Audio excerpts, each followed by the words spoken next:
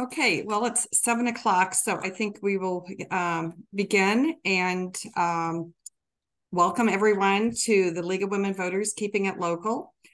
This is a monthly program that focuses on issues important to voters in Champaign County. And this evening's topic is the Farm Bill, what's in it and why we care. Besides League members, we extend a special welcome to other members of our community who are joining us this evening. My name is Sarah Kelly, and I'm a member of the program team. And I'm pleased to introduce our speaker, a local yet highly sought national expert to discuss this topic. Jonathan Coppess, Associate Professor of Agricultural Policy and Law at the University of Illinois, is Director of the Gardner Agriculture Policy Program. This fall, Jonathan was named the Leonard and Lila Gardner Illinois Farm Bureau Family of Companies Endowed Associate Professor. He is the author of The Fault Lines of Farm Policy, a legislative and political history of the Farm Bill. Jonathan previously served as Chief Counsel for the Senate Committee on Agriculture, Nutrition, and Forestry, and Administrator of the USDA Farm Service Agency. He earned his Juris Doctor from George Washington University Law School. For many people in agriculture, you don't have a serious discussion on the Farm Bill without including Jonathan Coppess. Our format this evening is to give Jonathan time to provide a brief overview of the history and the key components of the Farm Bill and what's at stake in its reauthorization. But like many spending bills, it's a very complex issue, and we could spend hours on this topic, but we're not going to. So this will be an overview, but we will make sure that there are time at the end for questions. Before I turn over the program to the speaker, just a few reminders. The program's being recorded, so please keep your microphone muted unless you're asking a question. And also, if you are still eating your evening meal or otherwise moving around, we kindly ask that you turn off your video. So with that, I will turn it over to you, Jonathan. Sarah, that's introduction, and to the League of Women Voters here in Champaign County for taking a time out of your Wednesday evening to talk about what may be a strange and otherwise oddball topic. So I appreciate that. Hopefully everybody has, poured their beverage of choice to round off the sharp edges and strange acronyms we're going to go through on the Farm Bill discussion. But I've put together, I've got a bunch of stuff that we can get through, but I thought, as Sarah said, I'll do a quick overview and then stop and take questions. And I really appreciate, she sent some questions from you all in advance, which I think I address.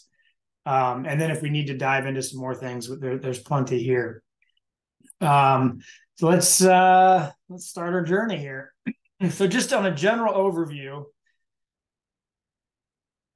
the way to define or to understand in very technical terms, if you will, kind of legalistic terms, what a farm bill is. It is multi-year omnibus authorizing legislation, federal legislation.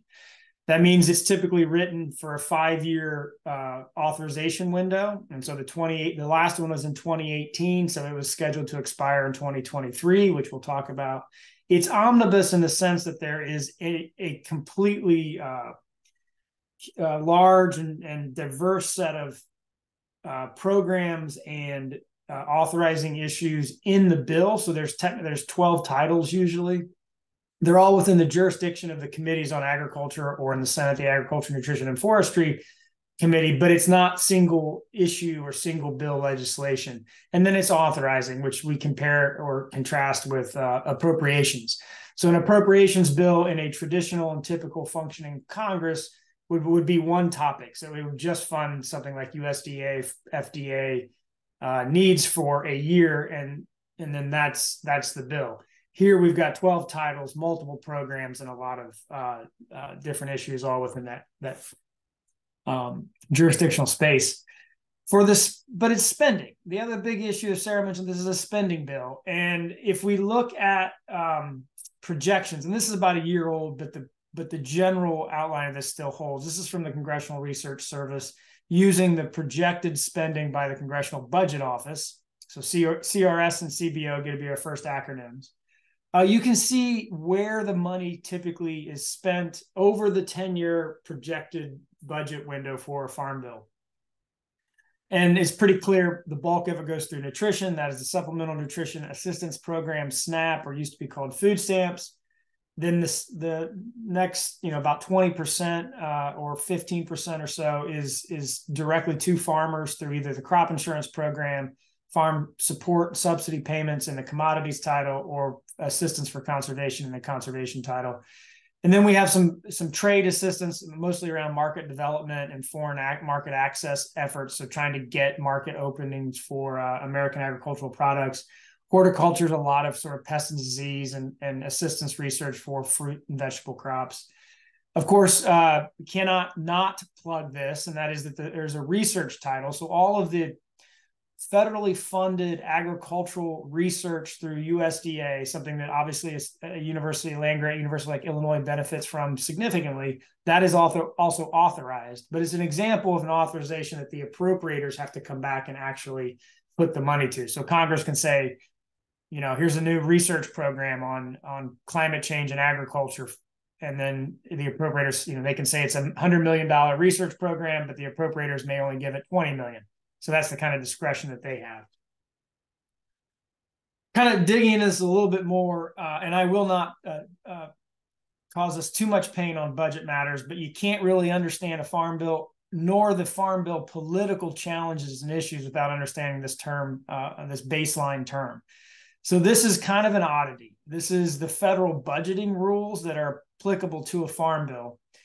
And again, the Congressional Research Service chart that I have here is a nice, almost 20 plus year history of farm bill spending, as well as some of the initial projections from a year ago. So here's what matters, right? If we look at the left side of this, if you look at 2000 to 2023, 2022 in this chart, you see what has actually been spent through the four major program areas or major titles. So we've got the commodity support programs, what we typically call subsidies or farm safety net payments. We've got crop insurance that moves up and down. Both of those, you can see the changes. And then conservation assistance. And then the really large bars are obvious around the Supplemental Nutrition Assistance Program. And we can see in particular how much those have increased since 2008. Largely a product of the Great Recession and the long recovery from that Great Recession. And it's, just as the spending comes down, then we hit the pandemic issues. And so you can see that is also countercyclical. When there are problems in the economy, people fall below poverty thresholds and are eligible for this assistance. And I'll talk a little bit more about that as we go. The other big issue, well, let me define a couple things. So a couple of terms I'm using here: mandatory spending, which is what you see in this chart through four programs or four titles. This is also typically called entitlement spending. So the SNAP program is a great example. If you meet poverty thresholds and you go in and sign up for SNAP, you're eligible for it. You don't have to wait for appropriators to put the money into the program. That is an entitlement program that's available. So the appropriators do not control what goes on with it. The other example are the farm program payments go out to farmers if there are price losses or whatnot, and they don't have to wait on appropriators to fund those programs. And we typically use something called the Commodity Credit Corporation, which is a very historic, long-running borrowing authority at USDA that actually borrows money directly from the Treasury to make those payments, and then the appropriators have to effectively pay off the credit card. That compares then the discretionary spending that appropriators do have control over, and which is one of the topics that is high on the congressional issue list right now, as they're trying to not have a federal shutdown. So when they don't do the appropriations, we don't have money to run the programs, federal agencies shut down. The other side of this chart then again, so what we have actually spent on the programs, and then there's the projected outlays. That is just what the Congressional Budget Office is required to estimate and project, and they're required to do it in 10-year windows. And this is bizarre for many reasons, but this is the budget policy that we've developed over the last 30 years or so. And the way this works is they take the statute as it's written on the date of expiration. So if we considered it expiring in 2023, they're going to assume for 10 years Congress makes no changes in the statute, and then they run their economic analysis around that. So crop prices, poverty, unemployment issues, and so forth. And they project spending based on that. So on one hand, it's kind of a nice, way to look ahead and get a sense of what's going on with programs and spending. The challenge becomes that budget rules also require this baseline that when you set that amount of money for 10 years, that's what the committees have to reauthorize. And if they happen to change the statute, and if their legislative text happens to change the statute, CBO will score those changes over 10 years, and you're required to offset that. So a simple example, if we want to create a new conservation program, and let's say we're going to say it's $1 billion a year to do water quality conservation efforts on farms, CBO would score that as $10 billion, and you'd have to go cut some other area of mandatory spending to offset it. So you'd have to cut farm program payments or crop insurance or SNAP to offset all $10 billion of it. I don't have great explanation for why that is. It's how it's developed over time, but it is a key critical component to the politics of getting a farm bill done and some of the challenges we're actually currently seeing right now. So that's what we call the baseline. The committees are supposed to operate within that baseline and offset any additional changes or any increased changes in spending they have, and they have to do it over 10 years. If we take that 10 years, so this is the projections from back in February. So if CBO does this every year, they'll reproject it again next year. But the 10-year projections that are currently in place estimate that this farm bill would spend $1.4 trillion over 10 years. Now you can often get a sense of a person's politics by how they present that number. If they tell you it's a $1.4 trillion farm bill, I would suggest you might want to pay closer attention to what they're saying, because that's only true in the projections, and that's over 10 years. Yes, it's a large bill. Yes, it spends a significant amount of money, roughly $140 billion a year, which is a lot of money, and we'll get into some of those aspects. But calling it $1 trillion farm bill is a little bit playing a little bit loose with some of these things. And like I said, this is also really a window into the politics of it. So you can see the Supplemental Nutrition Assistance Program, clearly the largest item on the list, running well over $100 billion in projected spending right now. Again, one of the things that always gets missed when somebody talks about spending is that is providing food assistance to low-income citizens and households, including children, elderly, and other people who cannot work. It's providing them assistance to purchase food. It can only be used to purchase food.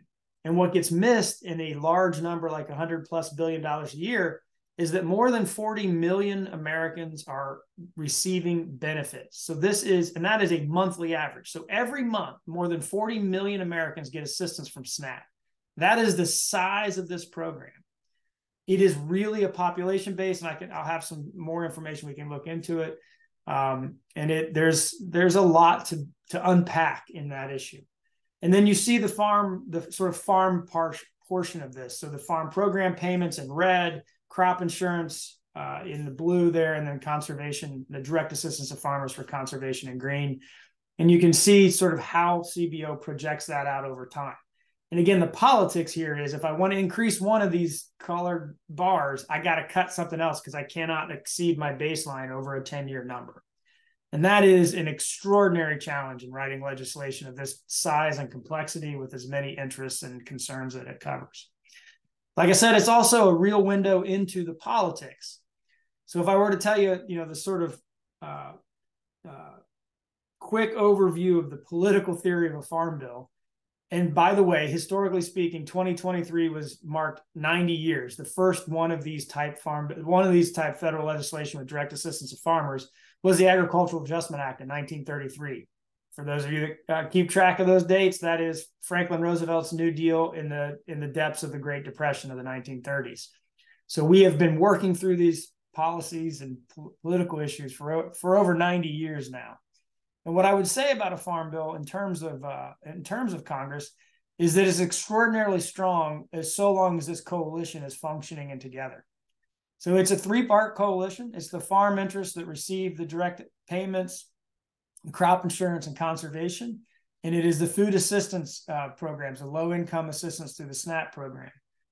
And then the third portion of this is conservation. This really is a bridge set of policies, important to farmers, but also important to people who do not farm because of its impact on soil erosion. We think wind erosion and the dust storms that were tragically impacted drivers and killed people on I-55 this spring, right? Conservation practices would help reduce wind erosion from fields, helps to improve water quality. So again, those soils potentially running off fields, or nutrient losses from fertilizers, all of those things can be addressed to some form or fashion with assistance through conservation programs. And so these three areas, these three sort of interest groups, form up this really powerful coalition. In fact, I would argue if this coalition is functioning, doing well, you clear the 218 votes you need in the House and probably the 60 votes you need in the Senate, and the president's likely to sign it.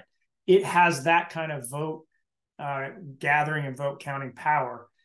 But the opposite is also true. When we're tearing these things apart, we really tear up a coalition that makes it extraordinarily hard to get through. And it isn't as if this is just theory. We know from a fact, because the last two farm bills in 2018 and 2014, based on fights over cutting the Supplemental Nutrition Assistance Program in the House of Representatives, caused both farm bills to be initially defeated on the House floor. Now, they eventually passed them. The short answer is the House eventually lost that negotiation to the Senate in a conference committee, but it really derailed the process for a while. The 2014 farm bill, that loss on the House floor, frankly, was the first time a farm bill had been defeated on the House floor since 1962. That date's pretty critical because we created the food stamp program in 1964 to help. And in 1973, the food stamp program was rolled into this overall bill. So for 50 years, this coalition has been functional enough to get this legislation through Congress, and with very few losses. Both of them happen to be in the last 2 years. And what you're seeing in the dysfunctional state of Congress now is also impacting how these bills get negotiated, written, and worked through. And largely the fight has largely been over the SNAP program in the last few years. So that is, raised a lot of question marks for 2023. And sitting here on November 15th, I think it's safe to say we will not reauthorize on the 90th anniversary or in the year of the 90th anniversary. So we're looking at 2024. Which brings me to the whole, what now, what to do when you're expecting a farm bill and the calendar year comes rapidly to a close. Well, Congress is in the process of answering that right now. So currently, there is a continuing resolution moving through Congress. So if you pay attention to this stuff, and I'm sorry if you do, and we all suffer together, I guess, in that regard, the federal funding, which was continued about a month ago, which resulted in Speaker McCarthy being removed from his speakership and a new speaker fight that took about a month to get to. This new speaker has pushed through what we call continuing resolution. That delays the federal funding, the federal government shutdown, until 2 dates next year. But tucked into that is an extension of the current farm bill. So we actually have now another year in which the 2018 Farm Bill will continue to operate, and it gives the committees in Congress time to work through this. So we're in an extension space. It passed the House, I think, last night. It's currently a bit held up in the Senate because it's the Senate, and they're going to have to work through some of those holds and issues. But we expect that by Friday midnight, this will have been signed into law by the president, and we will yet again have narrowly avoided another federal government shutdown, we hope. And in that, we will also avoid expiration of the Farm Bill. All right, so that's kind of the background. And Sarah, I think I answered some of the budget questions, but maybe let me stop there just for a quick minute in case I've left painful confusion or other things that jump to individuals' minds, and then I can touch on a few of the specifics of policies and programs in the bill. Okay, well, you answered the first question I was going to ask you, is how it related to what just happened in the last 24 hours in the Capitol. So it's good to hear that at least So will that go through 2024? Yeah, so the extension text is written to extend everything through, and I have to put a bit of an asterisk on that. It extends the farm program payments, the farm payment programs through crop year 2024, which is going to cover longer than that, although the dairy programs are the ones that expire at the end of the calendar year. So it does breathing room for that, and then it extends all the other discretionary programs, so things like research and so forth. Interestingly enough, and we'll talk a little bit about the Inflation Reduction Act from last year, the conservation programs were actually extended by that legislation last year through 2031, so they don't expire. Crop insurance also is permanent legislation with no expiration date, so it would continue as well. So it's kind of a narrowing set of programs that actually got extended. But should this make it through the Senate, those would continue without any interruption. So the continuing resolutions, though, right now there's a deadline the end of January and another in February. So that's different than the Farm Bill. That is correct. Okay. Yeah. Okay. I mean, it includes funding for some of these, and in particular, it would include funding for USDA agencies that run Farm Bill programs, but the Farm Bill itself and its authorities will continue through 2024. So that's fiscal, most of it would be fiscal year, which would be September 30th, 2024. Okay. We do have a question in chat related to SNAP. Are you going to be giving more information about that? Or should we? Yes, okay. I certainly intend to talk a little bit more about SNAP, and I can start with that here right away if you want. Unless if there's another burning question about budget issues. Actually, I was going to ask Ann Prislin, are you on? Yes, I'm here. Do you want to, I know you had a question that was sort of related to budget. If you'd like to ask that now, and then we'll move on to SNAP. I don't want to add to any confusion, but I know there's another agriculture bill that is floating around right now, the appropriations bill. And that, I think, is a one-year bill. I'm interested in it because it funds the WIC programs. Yeah. And what's the connection, or is there one? So the WIC program is a similar, it's for women, infant, and children, supplemental assistance for women, infant, and children. And like SNAP, it is entitlement legislation. And then what the appropriations bills do is fund the agency, the USDA agency that runs the programs. So usually those authorities continue, but the problem is you can't operate them without appropriations. And so that's usually one of the challenges. The WIC program is not authorized, or excuse me, is not reauthorized in a farm bill. There's typically another legislative vehicle that happens in non-farm bill years that includes authorization for WIC and like the school lunch program and things like that. So the Healthy Child Nutrition Act, I think, was the last version of that. So that bill has been approved or not, or it's in so the funding bill, the appropriations bill, has passed the House. We're waiting for it to pass the Senate, but we expect it to pass. Yes. Okay, great. Thank you. Yeah, it's a great question. Okay, so why don't you go ahead and if you're going to share some information about SNAP, and then sure. James, and then we have some questions in the chat on that. Okay, so what I'm going to use here, so long as everything cooperates with me on the screen, maybe we're not. We've been building this as a project here at U of I that's called the Policy Design Lab, and you can access it online now, and it's available. And we have these interactive maps that help sort of break down what goes on with these programs. Now let's see why we're not functioning. And so one of the things I want to point out about SNAP is it is a large spending item, but again, there's a significant portion of the population who benefits from the program. Look at that. We got some sort of glitch happening. This is fantastic. So roughly 40 million Americans each month are receiving benefits from SNAP. Oh dear. Did my PowerPoint just die? No. I think it did. Well, here's the website. We'll work from this for now. So the Supplemental Nutrition Assistance Program, what I wanted to run through is to get you a sense of state by state. And here's Illinois.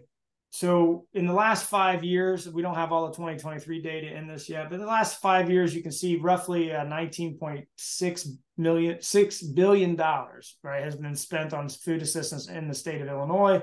But we also have almost 2 million monthly participants. And so you'll see in this map that the high levels of spending correlate with the high levels of population. So it is a population related matter. So in thinly populated states, they do spend a lot less. The program on average is about 13 to 15% of the population are qualified through the poverty thresholds that the program provides. Here we go. My PowerPoint seemed to have glitched on me. Let me try it again. Sorry about this. I always love when technology works so well for me. So, like I said, we have this interactive material. But one of the things I really wanted to jump into on this question in particular, sorry about this, folks, because I think one of the most interesting questions about SNAP, and the other website I have in this PowerPoint is our Farm Doc Daily, where I write an article about every week, trying to go through different policy issues and, all the joys and pains of that, and trying to understand some of what's going on, particularly in a farm bill debate. One of the things you may have, read about or saw back in an earlier crisis for spending, which was called the debt ceiling, when we thought when holding up the increasing of the debt ceiling was going to be used to negotiate changes in policies, and it really left a lot of concern that we might threaten the full faith and credit of the U.S. government, which would be catastrophic. One of the issues around work requirements, and it raises some fascinating questions about the SNAP program that I feel like we often miss in this discussion when we spend a lot of time talking about $120 billion in spending every year. And so a colleague and I worked on trying to break down these questions a little bit. So if you recall, one of the things they wanted to include as part of a deal to raise this is a House Republicans, about what they wanted to raise the debt ceiling over, was to increase the stringency of work requirements for programs like SNAP. SNAP has work requirements. If you're an able-bodied adult without dependents, you are required to either have a job or be looking for a job. There's job training provisions. There's a lot in there. So it often gets categorized in this as something that's unemployment based, or in the worst versions of it, that it's somehow preventing people or encouraging people not to work. No research has really found that, and it's hard to imagine, given the level of relatively small benefits you can receive in this program, that it's a deterrent to work. My colleague and I had this question. Well, we're in a time of really near record unemployment. How are work requirements even an issue, and why is that getting discussed? And so we put together this information, which I think opens a larger set of questions. So I'm going to bounce through a couple states. So Illinois, for example, 16% of our population receives benefits from SNAP on average.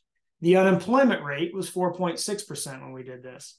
Our poverty rate in the state is about 12%. So you can see where that sits in terms of poverty, because it is an anti-poverty program, not an unemployment program. If we fall down to a state like Arkansas, their SNAP rate is half their poverty rate. So about 8% of their population is on SNAP. They have a poverty rate of 16%. We can see that throughout a few other states. Mississippi is a higher SNAP rate and a higher poverty rate. Oregon, by comparison, has a higher SNAP rate than its poverty rate. So there's two quick points to take away from this. Largely, we're in this standard range, right? The rate of poverty in this country is unfortunately high, and it tends to run around this 13 to 15%. And the states also tend to have a SNAP participation in that range. Some of the differences we see involve how the state implements it. So some states do a lot better job of advertising and encouraging people to sign up. Other states do not. Other states make it more difficult. They may add work requirements or paperwork requirements or those sort of things. So we see a dynamic in the way this program operates from state to state, because it's federally funded, federally authorized, federally managed, but each state actually operates and implements the program at the state level. So your state where you live could determine some of the real issues around this program. But the one that jumps out at me that I would love to see answered at some point, but I think has real benefit to this question or this conversation. Here are sort of a long-term comparison. This gray line is the national percent in poverty. So this is our poverty percentage. The monthly unemployment is this orange line, and you can see the spike around the pandemic, but otherwise we've been in this very low unemployment rate. But here's the SNAP participation rate. It is particularly notable to me, and I think interesting for researchers and frankly policy discussions, this divergence between employment, SNAP, and poverty. So since the Great Recession of 2008, we have seen unemployment levels largely decrease, while poverty and then SNAP as a portion of that stay high. And while it decreased a little bit, they've remained at very, very much at a higher level than what we've seen with unemployment. And this raises a question about income challenges, people not making enough in jobs, sometimes working multiple jobs and still falling beneath the poverty line. So I think this is one of the issues that we unfortunately do not spend enough time on when our focus is on the spending in the program. But I wanted to highlight that from a SNAP perspective. And then, as I said, there are the four main titles that we typically look at, SNAP being the biggest one. The Title I programs, these are the direct payment programs that, in which farmers can receive assistance. And so we've also attempted to map out, where those payments go. The Agricultural Risk Coverage Program is one version of this. And I'll just show you a quick comparison here. You can see the heavy usage or the larger payments for this in states like Illinois and the Midwest. The other version, or the other program that farmers can choose, that typically concentrates payments in the South. So we can see here a little bit of our regional political dynamic, the different crops, the different farm interests. This is part of our farm coalition within a larger coalition, but is also a very complicating factor when they have very different demands on what the program should provide. And that is currently complicating our Farm Bill debate as well. In the conservation space, again, we're providing direct assistance to farmers and landowners to implement conservation on their farms. So one of these is the Environmental Quality Incentives Program. This provides cost share assistance. So if a farmer wants to do cover crops on their farm in Illinois, they can get a portion of the cost of doing that covered by this program. You see some of the large spending in California and Texas that typically involves irrigation, so trying to decrease water usage, and also heavy livestock. So this is also a program that provides assistance for like manure management and other livestock challenges. CSP is a 5-year annual contract that a farmer can sign up for and get an annual payment all 5 years. Oops, there we go. In return for improving the amount of conservation they do on their farm. So you have to be approved because you're achieving a certain level of conservation on your farm, and then you're going to agree for the next 5 years to do better and do more conservation. CRP is our legacy conservation program, first created in 1985. And this is probably what a lot of folks think about. And this is the program that pays. So you take highly erodible, environmentally sensitive ground, and you put it in a 10-year contract and remove it from production for 10 years. And then that means it's avoiding the erosion or the other challenges that might come with producing annual row crops on those acres.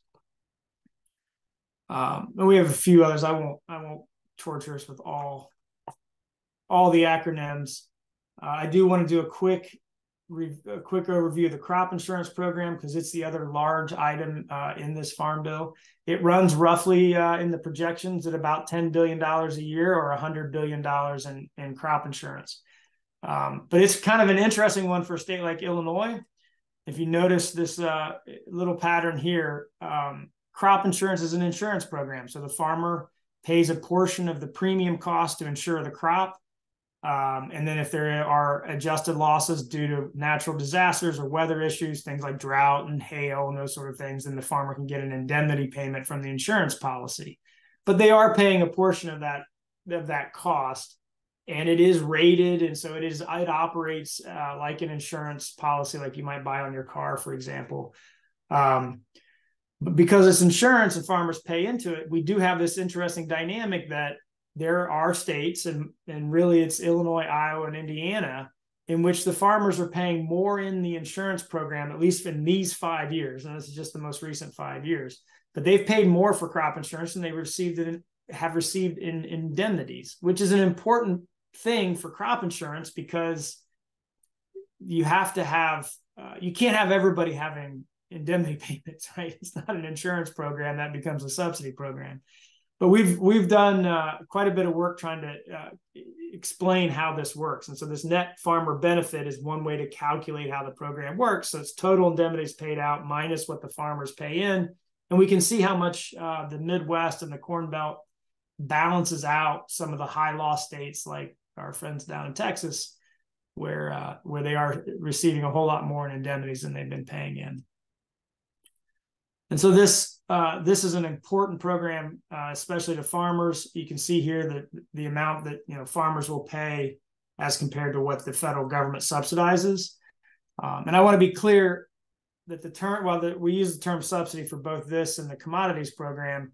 In the case of crop insurance, what we're talking about is an offset of the premium cost. So this is not a direct subsidy payment to the farmer, but instead, with each insurance policy, the federal government pays on average 62% of the cost, but that depends on which policy you buy and how much the farmer covers and what kind of loss ratios, how many losses do we see over a 10-year history and that sort of thing.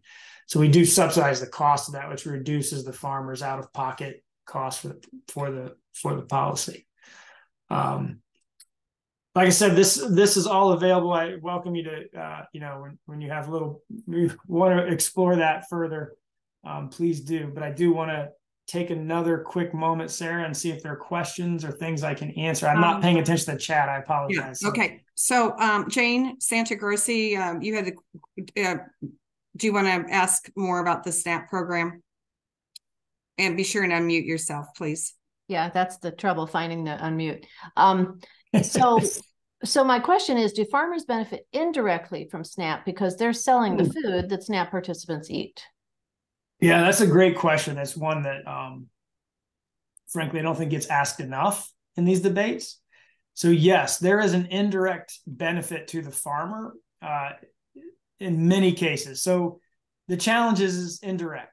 And so USDA has produced information that says that roughly 7 to 10 cents of the dollar gets back to the farm gate for kind of the general commodities. But in a $100 billion a year program, that is, an indirect benefit possibly of $7 billion. So there is an indirect benefit. I think there's two things that's important about SNAP in a farm bill. The first one is the sort of cynical sounding, but realistic, real world issue, which is you need votes to move a bill. This benefits a large amount of people in all districts and states. It unfortunately gets categorized as a very urban program. That's because it's population-based. There are deep pockets of troubling poverty in rural America and rural communities that this program also helps with. And then to your point, the second major issue is that to the extent that farmers are producing food, this helps their customers. This helps people who need the assistance because of poverty to put food on the table. So it does have an indirect benefit that way. It has a very direct benefit politically. Mm-hmm. Okay. Allison, you had a related question on SNAP. Do you want to ask that, please? Yeah. So how does the government determine the SNAP allocation for each state? Is it based on previous year's data or the poverty rate or some other calculation? Yeah, Allison, that's a great question. It's kind of a confusing set of calculations, but in general, The program, you are eligible for benefits in SNAP if you're below 130% of the poverty level. And then there's a second calculation at 100% of the poverty level that nets out like things like your heating costs and things like that. So basically the way it sets up is Congress and the statute designs these sort of calculations for eligibility, and then it's implemented at the state level. But it's an entitlement program, so there is no only those are the only requirements that are really in it, with the exception of some of the state paperwork and some of those things. But in general, it's driven not by it's driven by these sets of poverty measures. So if you're eligible for it, you can get the benefit, and then the benefit itself is calculated using what's called the Thrifty Food Plan, which estimates costs of food items for the common grocery basket, if you think about it that way. And so that allows for the eligibility. So the number of people who meet the poverty standards drive the participation in the program.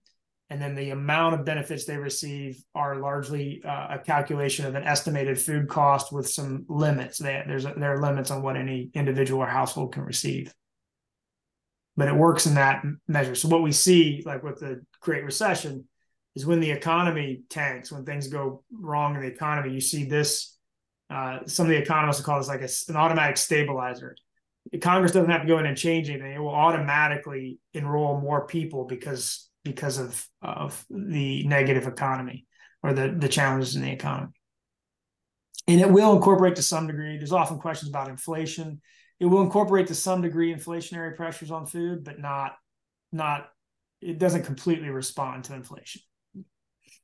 Linda Miner, you had a question also related.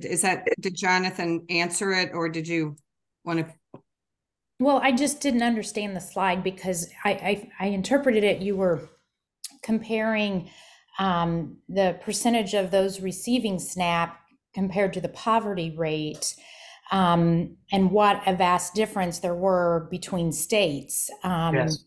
And I would expect the Northeast to have a greater difference because the cost of living there is so much greater. Of course, there's going to be a higher percentage of those receiving SNAP benefits compared, because I assume poverty rate is the same across the country. Their mortgage is a lot more, so they're going to put more money toward their mortgage and not have as much money left for food, where our housing is more affordable and we have more money we can put towards food. Am I interpreting that correctly? So that's a great point, and this is where I want to caveat with my expertise on SNAP is somewhat thin. I tend to focus more on the farm side of these, the farm programs and conservation and crop insurance and payments.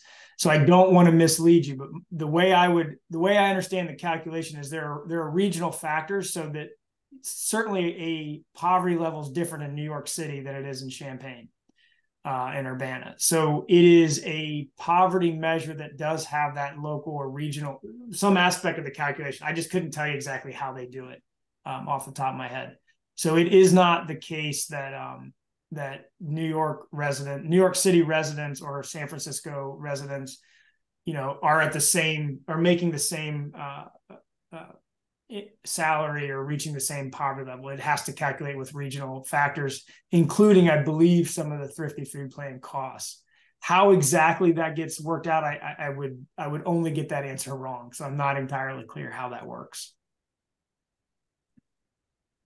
We do have some questions that are more related to the ag side, getting away from SNAP. Sure. So should we go ahead with those, or did you have other slides? Because I know there's a number of questions that people are eager to ask. So yeah, let's go ahead and jump to those. That's fine. Okay. One of them, Joan, I think that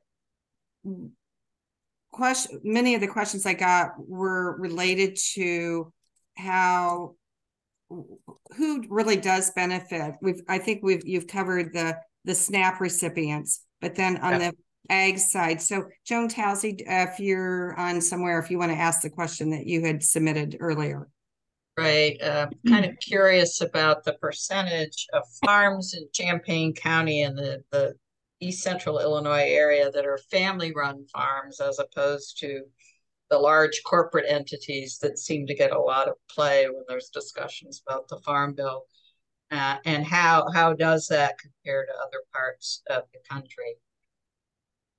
Yeah, so that's not an easy question to answer, but it's a very good one, and one that gets debated and discussed quite a bit. And some of it is a little bit of, I would say, some of it almost is a misnomer, right? You will have a family farm that may incorporate, so they would have a corporate structure over that farm. In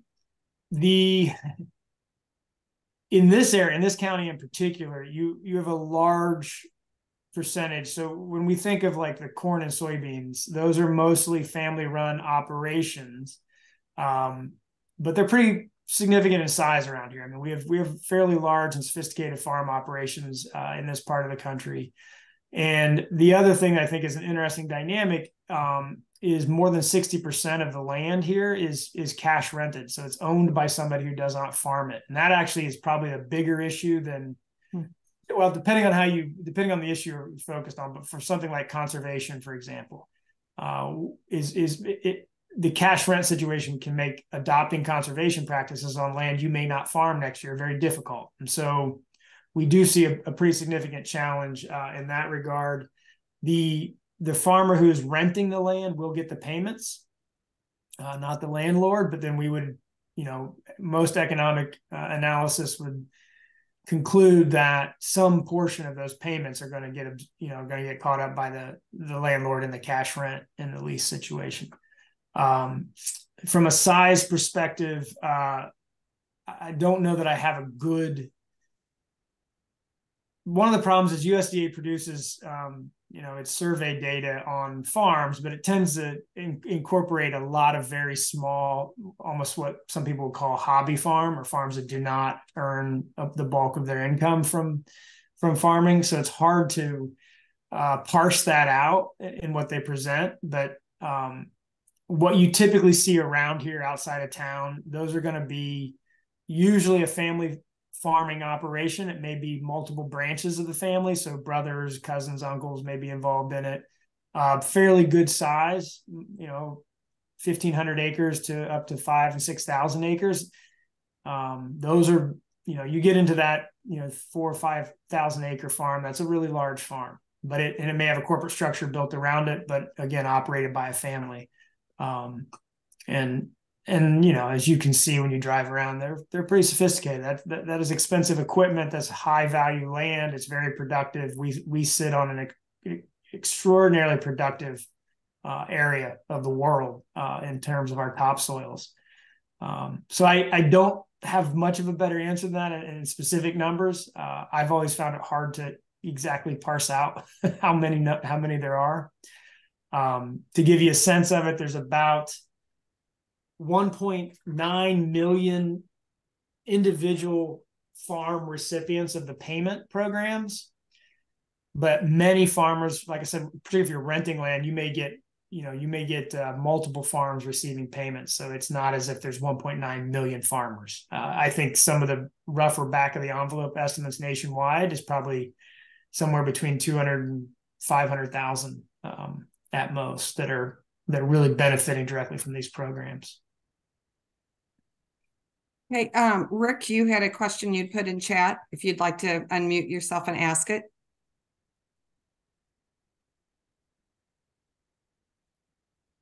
Thank you very much. This is Terry. Rick and I are here together. Sorry. And Terry Nally, first of all, I want to thank you all for putting this together and for having the professor here. It's such an important issue area.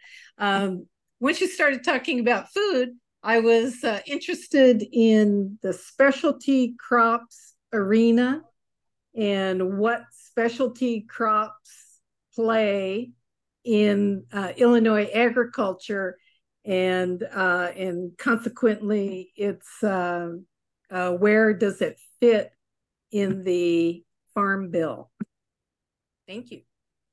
That is a great question, and it's one of it's a challenging topic. So when you see programs like these acronyms before you on the screen, those are going to the bulk commodity farmers. That's corn and soybeans around here. That's, wheat out west. That's cotton, rice, and peanuts in the southern states, as well as corn and soybeans there too. But there is a limited number of crops and thus farmers who receive these direct payments.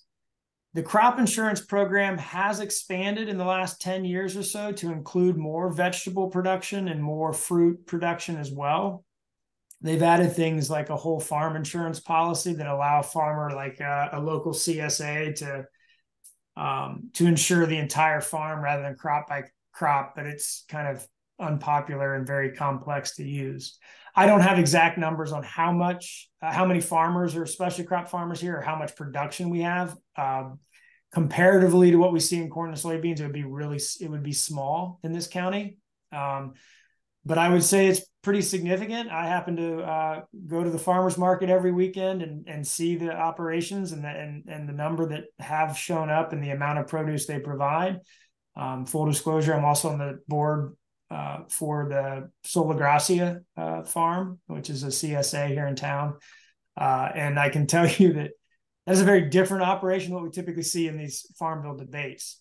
So there's not a lot for specialty crops in there or special crop farmers. Like I said, the insurance side is growing. They can get conservation assistance. So you see a farm like Sola Gracia putting up a hoop house, a greenhouse, or one of those rounded structures. Those typically get cost share assistance from USDA through conservation programs. But there isn't the same kind of direct assistance that we see in the corn, soybean type farms. And even the crop insurance doesn't work nearly as well for them. That is something that some members of Congress have been really pushing for in recent years to try to do better for them, but has not solved that. In part, if we go back to the baseline, if you wanted to add specialty crops, you're going to have to cut spending somewhere else to do so. And so that's been part of the challenge politically, even if there's general support. Another thing I just want to highlight that I think is really fascinating that could be really grown or improved upon. In the SNAP program, there is an incentive component that would allow SNAP recipients to get additional SNAP benefits for purchasing food or purchasing fresh fruit and vegetables. So sometimes it gets called double up food bucks. I forget what the name is in Illinois exactly. But so you can, if you get an amount for SNAP benefits, but you take it to the farmer's market and buy fresh vegetables from one of the stands there, you can get double the amount.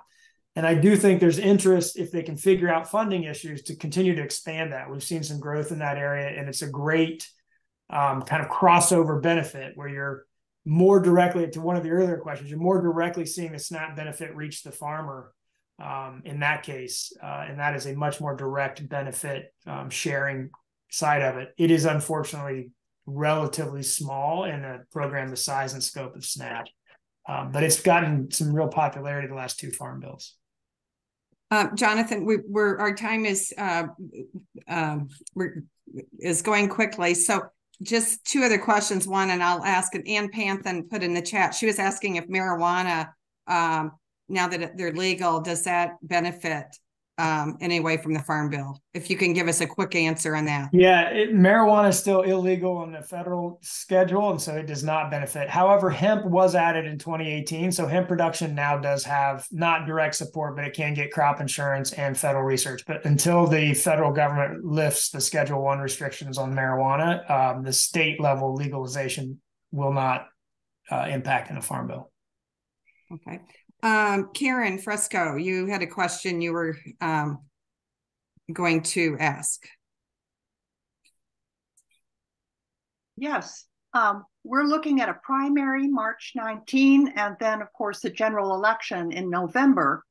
What questions do you think that candidates should be fielding from voters? Or turn that around. What questions should voters be putting to candidates in these races? That's a great question. I think you're trying to get me in trouble. I don't want to advise on what to ask candidates. I will tell you a couple of the hot button issues for this farm bill debate that are relevant to this. One is the SNAP question. the priority around funding SNAP or trying to reduce or restrict the number of people who can benefit from this, and kind of how candidates see that or view that as an issue in a farm bill. That's a big issue. The politics around that are certainly a big part of the dynamic. The other one that's really been an issue in this farm bill debate so far, although I hesitate to get too deep in the weeds on this because we haven't seen anybody produce a legislative proposal or provision to do it. I mentioned the Inflation Reduction Act from last year. Notably, the Inflation Reduction Act last year added $18 billion in a multi-year appropriation investment that's on top of what we see in a farm bill, but goes through some of the same programs.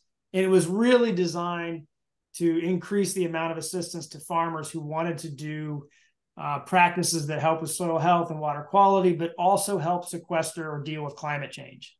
And that has become a hot button topic because some interest groups and some members of Congress want to take those $18 billion and spend them back on farm program payments, on the subsidy programs. And that's been really controversial. We've seen quite a partisan divide over that. And I've written about it quite a bit on Farm Doc Daily because I think it's also a real challenge because there are farmers. What we typically see is twice as many farmers want the conservation assistance than there are funds available to them. So taking that $18 billion away could have real consequences for farmers as well as for natural resource issues and our attempts to deal with climate change. So there's likely to be a very big debate about that when they start producing legislation. We just haven't seen anybody exactly show what they might do. And not to be one of those horrible self-promoting academic types, but I'm working on an article for Farm Doc Daily tomorrow, and I've been writing about kind of the issues that surround that, specifically that Inflation Reduction Act funding and how it would potentially be just completely lost, particularly to farmers in Illinois if it gets moved into the subsidy program. So that's another one that we'll watch for. You'll hear a lot of candidates talk about the importance of crop insurance for farmers. And I think some of the questions you've asked here tonight, things about how we ensure more fruit and vegetable production in this country, particularly with climate change and the pressures on water issues out west where we get the bulk of our vegetables. I would argue there might be a real smart climate resiliency strategy for communities to produce more of those fruit and vegetables locally and have that capacity and ability to do that here. But we are not investing enough in that, particularly in some of the infrastructure challenges like processing and handling. So those are some of the issues that jump out. I would also note the Farm Bill authorizes rural economic development programs that help communities a lot. And so those are pretty important too. They just don't get the mandatory funding attention that we see in these other programs. Yeah. But I'm not offering any advice on what to ask a candidate. Okay. I want to be clear about that. So John, our time's almost up, but Jonathan, if you've not been looking at the chat, your colleague and good friend Todd Gleason from Illinois Public Radio has been adding some wonderful comments in chat, very helpful information. That's awesome. Gleason, thank you. That's great. That's great stats. So anyway, because it's almost the end of our hour, and I know, honestly, as I said earlier, we could spend weeks on this topic, and obviously the Farm Doc website would be a great resource for more information. As we close, could you just provide 2 or 3 takeaways, because some of us might have our eyeballs rolling back in our head about all the different ways you can look at the Farm Bill. So yeah. What do you think are the things that we really need to remember, and especially as we are going into election season next year? And just I guess being in Champaign County, that is one of the biggest agricultural areas of not only the state, but certainly in the nation. So yeah, and Sarah, thank you. You were very kind in how you described the vast mess that I probably went through, and I apologize if I had anybody's eyes rolling and anybody's something against the wall or anything like that. I would say one of the big takeaways, and this may sound a little odd, but as we watch some of the dysfunction in Congress and what we've seen politically that raises many concerns far bigger than a farm bill and far more concerning, frankly. I do think there's some value in how members and how people look at something like this, where we see the coalition building that benefits more than one narrow interest. And I think it's really unfortunate. So much of our conversation has devolved into this is what I want, and only what I want matters, and everything else has to wait and fall by the side on that. In a functioning farm bill discussion, you see a broad coalition that helps poor people, that helps protect the food supply, that helps invest in natural resources and our environment and our rural communities and our research. Like, you see a very big slice of America getting the societal sort of investment that maybe we should think more about. So I would say that's one of the big takeaways, is as how people look at something like that, and whether it's something you tear apart because you don't like something, or whether it's something you build up and think about how it benefits on a broader scale and benefits more than your own. From a Champaign perspective, obviously the crop insurance and conservation are huge issues and important to many farmers. I think conservation is the programs and expanding those policies and doing more is something that as a public, talking about public policy and providing public funds to individuals, that's a high priority. And there's a lot more that needs to be done and could be done, particularly in things like water quality and nutrient loss challenges we see around this area, as well as some really unfortunate soil erosion challenges we've seen. So I think that, again, is a top ticket issue in an area really that could provide for a lot of agreement, because it helps farmers and it helps communities and it helps all of us that don't live on farms. And I think it's also an unfortunate reminder when we look at some of the numbers of the poverty that we see in this community, and how programs like this help put food on the table. Anybody who's ever had a hungry kid knows how tough that can be in your day. And so the benefits that we can provide, and thinking about some of the innovative solutions to getting more fresh fruits and vegetables in those households and on those tables, is really important. And I do think there's a lot more that could be done there. But again, we are in and I don't need to tell anybody on this discussion that we're in a challenging political time where those sort of maybe more idealistic or higher-minded policy issues don't get the kind of attention they do, and we again devolve into a food fight that isn't productive. So I'll stop there. Well, thank you, Jonathan, and that's a good segue. I was going to mention that our next Keeping It Local program is January 24th, and the topic is going to be bipartisanship, and the legislators are working across the aisle for the greater good of our community, and we're going to have a couple of people that will be good examples of that. So, but again, Jonathan, thank you so much. I know you're in very high demand, and it's really, we feel very fortunate to have your time this evening. I also just want to thank Teresa Michelson, who's our Zoom operator, and Carol Bosley has been sending me messages to making sure that we were keeping up with the chat. And you've got lots of good kudos in the chat room, Jonathan, thanking you. So, okay, that's it for this evening. And again, if you do have more questions, and you weren't able to find the resources or the websites, please feel free to contact me, sarahkelly10@gmail.com, and I can I'll be a liaison to Jonathan, and can try to make sure your questions are answered. So anyway, thank you. Thank you, and thank you to all of you for what you do in this group and this organization, and continue the good work, please. We need it. Thank you. Thank you. Okay. Have a good evening.